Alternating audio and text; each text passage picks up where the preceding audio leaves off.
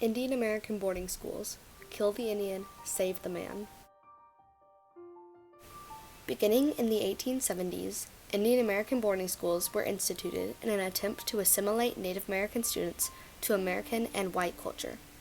Others may say that Native American boarding schools were created to try and protect American Indian children and help them live a better, safer life. However, this was not the intention or result of these schools. From the 1870s to the 1970s, Native American children were separated from their families and culture and forced to live a conventional American life. This left Native American culture almost eradicated, and even their own people not able to communicate with each other using their native language.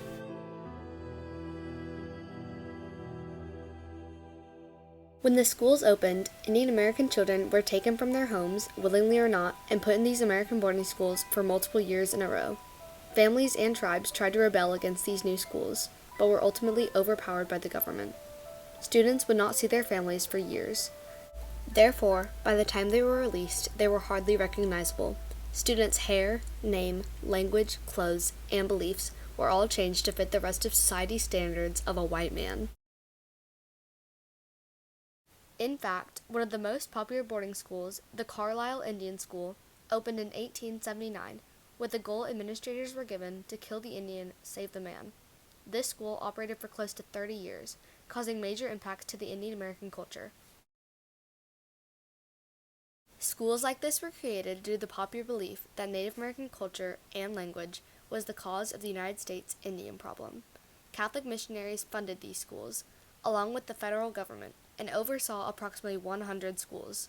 They wanted students to adopt American beliefs and values, and forget most, if not all, of their Indian heritage. Other public schools did not allow Native American students, due to bullying and their culture. Therefore, thousands of children were forced to attend the boarding schools if they wanted any form of education. Inside these schools, students were forbidden to speak their native language, causing many to lose their form of communication, and later on were not able to speak to members of their tribes. Students would speak their native language on accident, and be punished to the point that they only remembered their native name. When the children did not oblige to these rules, they were beaten, and some even died. Punishments included wearing a dunce cap, being starved or given smaller rations, and physical and verbal abuse. Children were forced to change their name to a more traditional American name, change their style of clothing, and cut their hair to further Americanize them. I wasn't allowed to talk my native tongue or practice my native ways. Numerous times they'd put on this big huge white cone, put on there, it says dunce. I didn't know what it meant. I didn't know English.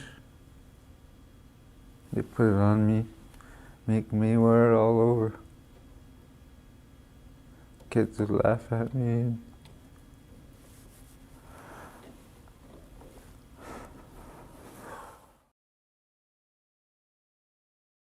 In 1902, Commissioner of Indian Affairs William A. Jones released the haircut order, stating that any men with long hair in the boarding schools would not be allowed any food rations. This affected many of the Indian students greatly, seeing as their hair was one of the last things they had to hold on to as part of their Indian heritage, and they wore it proudly. It was my first haircut. I cried when I saw my hair on the floor. Tears still well up in my eyes when I remember the way it laid on the floor. Without my Navajo language, I was broken and unable to celebrate my heritage, to express myself. Taking my identity from me made me very powerless. As if being forced to change your native morals was not enough, students were also forced to change their appearance, looks, ways they dressed, and haircuts. That and punished me for talking that. It was my first language. I didn't know any other language. So whenever I talk, it came out. Cree would come out, and whenever I talk, I get hit. I got hit so much I lost my tongue. I lost my native tongue. The only thing I remember was my Indian name.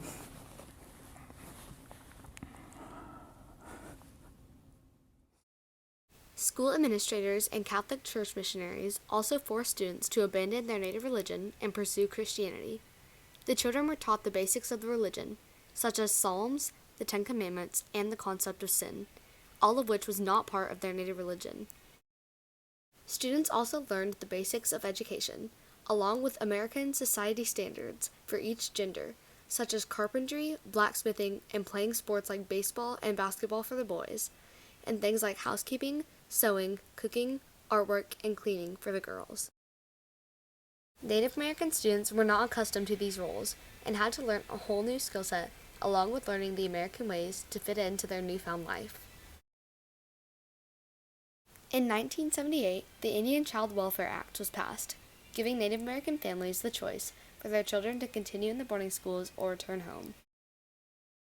Approximately 35% of students returned home shortly after the act was passed. However, other students returned shortly after them. Students arrived home being hardly recognizable, making it hard to see the Indian that used to live inside them. Not all families were as lucky to be given their child back. Approximately 186 students from Carlisle Boarding School never got the chance to return home, and were buried right on the school's land. Families requested to let their child be buried in their own tribal areas. However, schools did not oblige and stated that it was a part of history. 14 graves still remain unclaimed and unknown as to who is buried inside them, and many families are left without their children or even a way to visit their grave. Indian American boarding schools forever changed Native American culture and left an impact on Native Americans' lives for generations to come. The government and boarding schools administrators took away Native Americans' culture, freedom, and language at the cost of many lives. While school administrators did in fact kill the Indian, some also killed the man that came with it.